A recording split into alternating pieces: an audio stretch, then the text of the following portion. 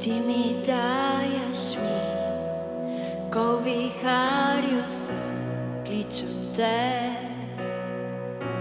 Rešiš me ti, morje umiriš, v meni besmiriš vsak nova, ko kličem te.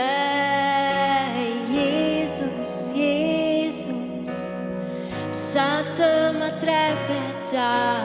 Jezus, Jezus, utiša strah. Jezus, Jezus, vsa tema trepeta. Jezus, Jezus, ti mrtve obudiš, vame daješ dih znova zdaj. Bom slavil ti, mrtve obudiš, vame daješ dih znova zdaj. Bom slavil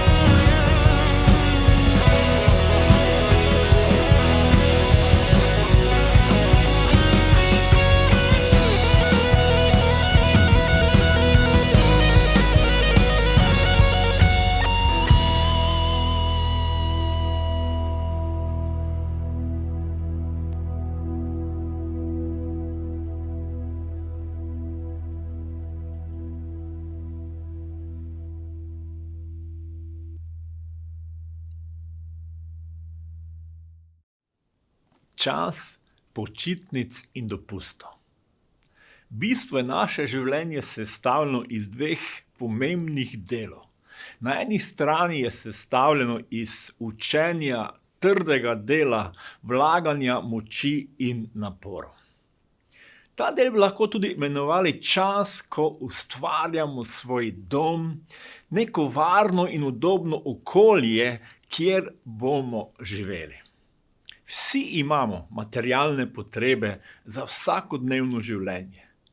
Obstaja klasični cilj, da si nekega dne ustvarimo dom, družino in bomo živeli srečno do konca svojih dni, nekako tako sanjarimo. To je del našega življenja in vemo, da je zelo pomemben. Na drugi strani pa obstaja čas počitka, počitnic, dopustov, kjer si odpočijemo in nabiramo novih moči. V bistvu to ni nič novega, že na začetku Svetega pisma beremo, ko je Bog vse ustvaril, je tudi počival. 7. dan je Bog dokončal delo, ki ga je naredil, in počival je 7. dan od vsega dela, ki ga je ustvaril. In Bog je blagoslovil 7. dan in ga posvetil, kajti ta dan je počival od vsega svojega dela, ki ga je storil, ko je ustvarjal. Bog 6 dni dela, ustvarja in 7. dan počiva od vsega svojega dela. Moram priznati, da mi nekako ne gre v glavo, zakaj bi Bog mora počivati, saj je vsemogočni Bog. Očitno nam Bog želi sporočiti, da ob svojem trudu dela v življenju rabimo tudi počitek. To nam ni treba znanstveno dokazovati, saj vemo, da naše telo rabi vsak dan počitek oziroma moramo vsak dan spati. Mnogi ne verjamejo, da res tako bilo, da bi Bog vse ustvaril in nam namenil počitek. Mnogi so izbrali, da je vse nastalo po neki drugi poti slučajnosti in da smo pač danes to, kar smo zaradi spleta, lahko bi jim rekli, srečnih okoliščin. Toda, če damo možnost Bogu, ali resnično želimo spoznati, kaj uči in nam ponuja Sveto pismo, lahko vidimo, da delo, napor in počitek vodi k višjemu cilju. Ko pa pride popolno, bo to, kar je delno, prenehalo. Ko sem bil otrok, sem govoril kakor otrok, mislil kakor otrok, sklepal kakor otrok. Ko pa sem postal mož, sem prenehal s tem, kar je otroškega. Ko pa pride popolno, beseda popolno lahko tudi pomeni zrelo. Sveto pismo uči, da nismo gola slučajnost, da bi samo životarili ali preživeli teh nekaj let slučajnosti. Delo in počitek imata svoj namen. Mi smo namenjeni za rast, da iz otroka postanemo zreli možje in žene. Počitek in delo, ki je usmerjeno v pravo smer, nas oblikuje in utrjuje, da rastemo in spoznavamo pravi namen. Obilno življenje, ko je Jezus živel in začel delovati na zemlji, je dejal: jaz sem prišel, da bi imeli obilno življenje. Iz nepopolnosti k popolnosti nas izziva Božja beseda. Iz nezrelosti k zrelosti. Iz praznega življenja k obilnemu življenju. Zakaj včasih nekaj delamo in se potem počutimo tako prazne? Zakaj se včasih zabavamo, uživamo, drugi dan pa se počutimo tako izgubljene? Ker smo delali stvari, ki nas ne vodijo k zrelosti, popolnosti, obilnemu življenju, ampak nas v bistvu uničujejo. Želite, da vam povem nekaj močnega za uspeh v našem življenju? Jezus je rekel: Jaz sem trta, vi mladike, kdor ostane v meni in jaz v njem, ta rodi obilo sadu, kajti brez mene ne morete storiti ničesar. Brez Jezusa ne moremo ničesar storiti. To so močne besede, še posebej za tiste, ki ne želijo, da bi Jezus in njegova beseda imela vpliv v njihovem življenju.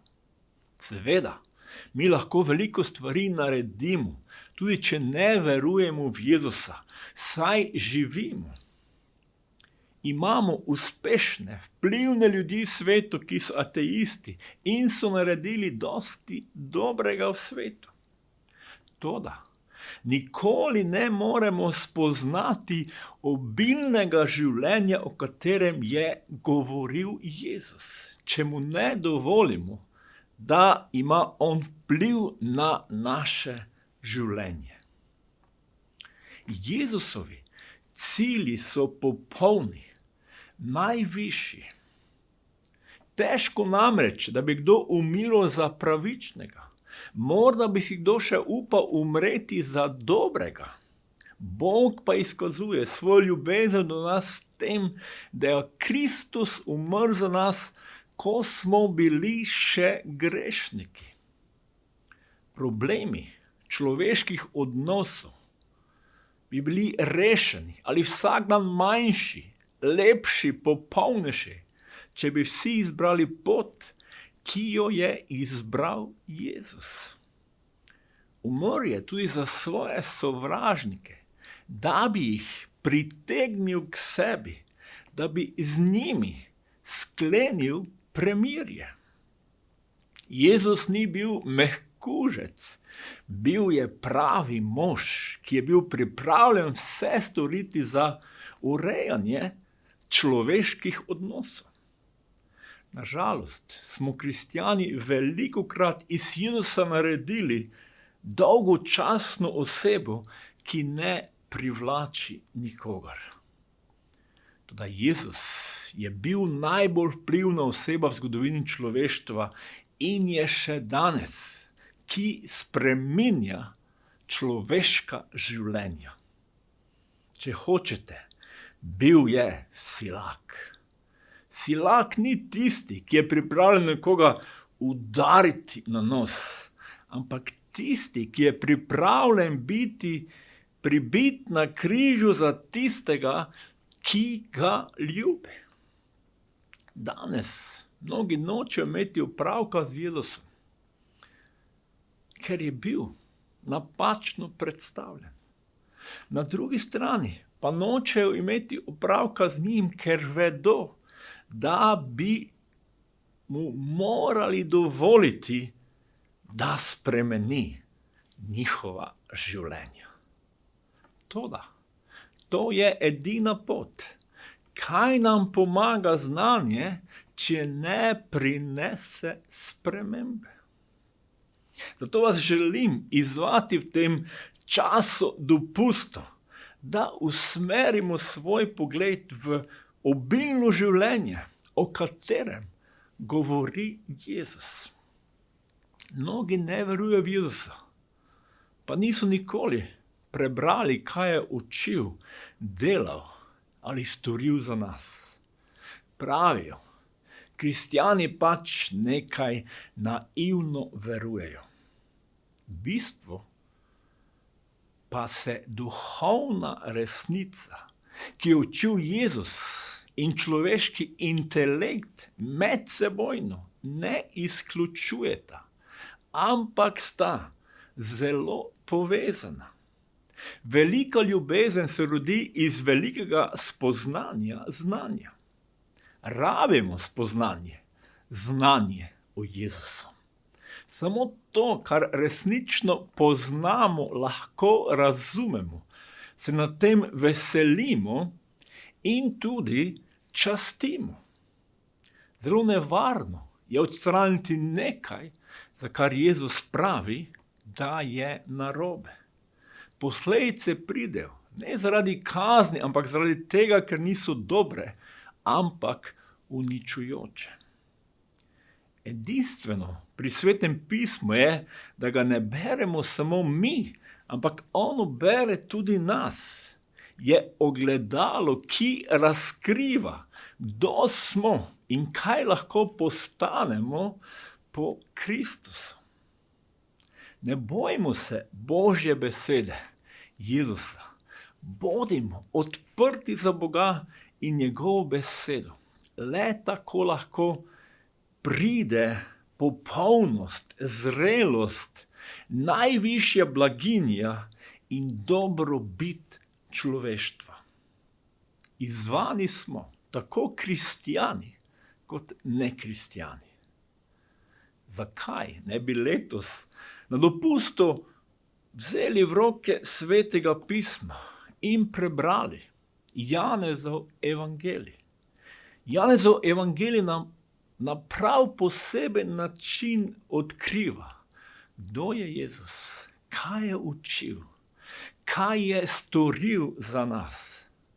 Če nimaš Svetega pisma, piši nam in ti ga bomo podarili.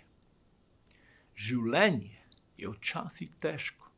Toda če smo usmerjeni v pravo smer in dovolimo, da se spreminjamo, preobražamo, kot je učil Jezus, ne bo nikoli dolgočasno. Če ti na dopustu postane dolgočasno, daj Jezusu priložnost. Ampak se tako preobražajte z obnovo svojega uma, da boste lahko razpoznavali, kaj hoče Bog, kaj je dobro, njemu všečno in popolno. Amen. Želim vam prijeten dopust, počitek, blagoslovljen čas in izkoristimo tudi ta čas, da dovolimo, da nam Jezus spregovori, se razodeva in deluje v našem življenju. Amen.